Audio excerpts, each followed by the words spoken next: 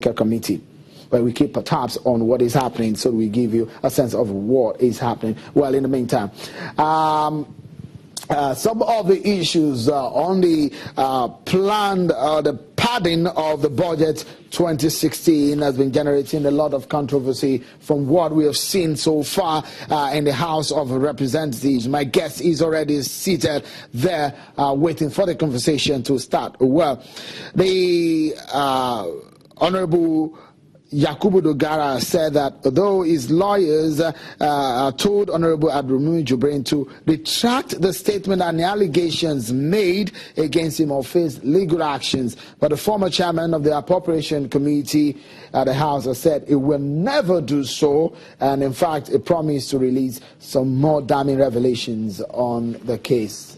Well, meanwhile, the spokesperson of the House has been speaking on the matter. Several groups are also coming up with their own stance on this matter. Well, let's get perspectives into this issue, shall we? Honorable Rima Sawulu joins us from our Abuja studio. He's a PDP member representing Taraba State. Many thanks for coming on the program. When we wonder at this time, this kind of issues that are happening and some of the damning revelations coming from a colleague of yours, when we wonder, why would the leadership engage in such an act as alleged by Honorable Jibrin, which some people have said that they've drawn the attention of the Speaker to it, but the Speaker has not reacted to these, and somehow he has barred Honorable Jibrin from speaking out on the floor. Why? Thank you very much. It's funny, I don't know who can stop any member of the House of Representatives from speaking on the floor of the House. And I am not aware of those meetings that the former chairman of the House of former chairman of the Appropriation Committee was stopped from speaking. But to go straight to the issues, I'm surprised with the words that you have used in this program, damning allegations. I'm not going to speak about the issues between the Speaker and the former chairman of Appropriation in respect to the court case, because that is entirely their business and choice. But the fact must be stated that even the first statement issued by the Honorable Jibrin says that he stopped the padding of the budget. Let me quickly stop. I beg your pardon. Let me quickly stop you for a moment, please. I'll pause you. Pardon me. We have to go on this break, and when we return, Honorable Shawulu will continue on the line of thought on this padding matter. Join us again.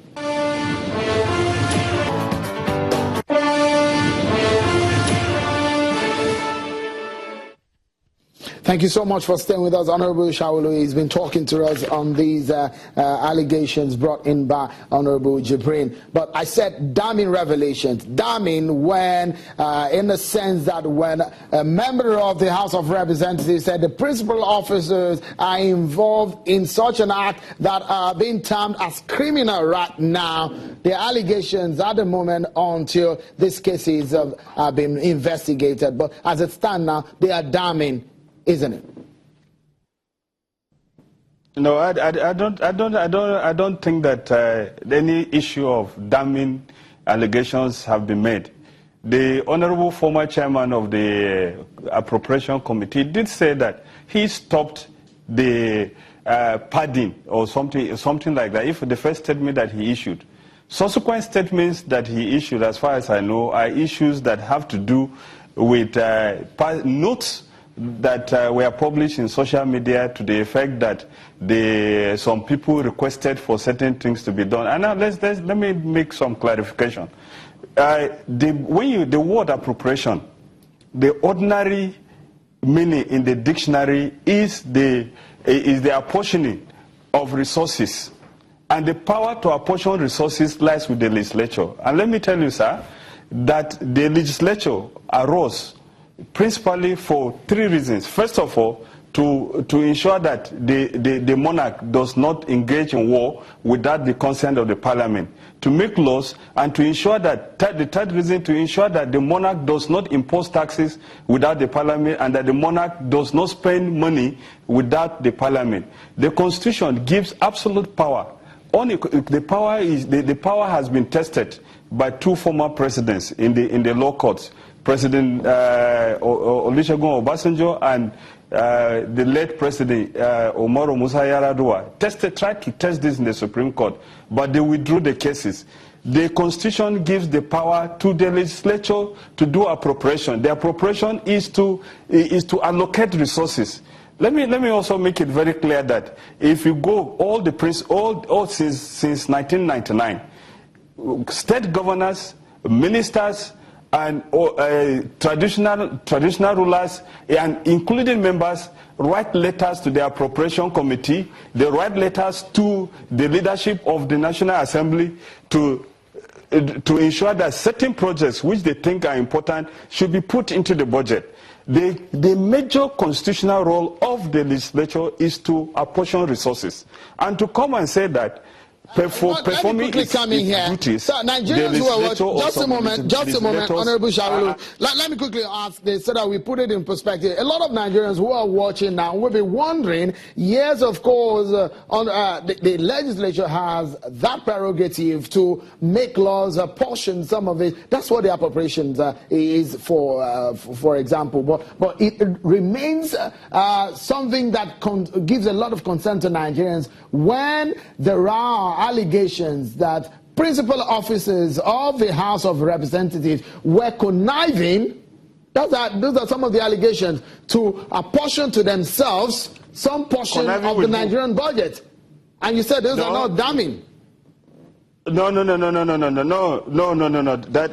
Let us. If you look at those papers that have been published, people are talking about roads. People are talking about electricity and so forth, and you cannot come and say, "See, let's face the facts.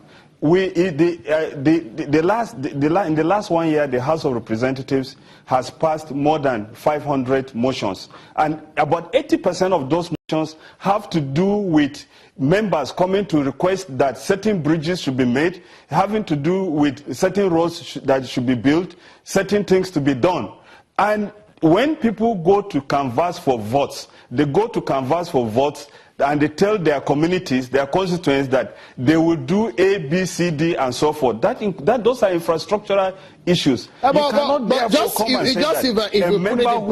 Let's put it in perspective.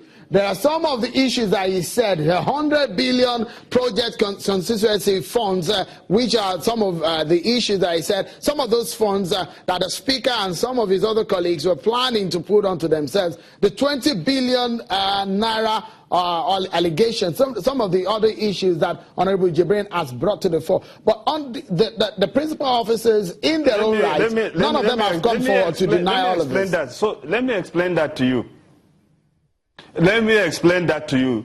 Since Umaru Musa Yar'Adua was president of this country, there has been the putting aside the appropriation of recommendation right from the executive of 100 billion naira for members, for the National Assembly members to nominate projects to be done in their constituencies.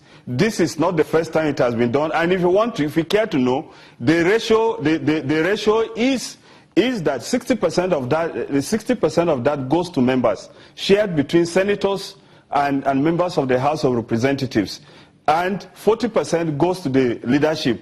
The leadership consists of the Senate and the House of Representatives. This has been taking place since 1999, and these monies are not given to any principal, are not given to any person. They are monies that are allocated. Members and principal officers nominate projects in their constituencies to be undertaken by the various MDS. All right. Sir, let's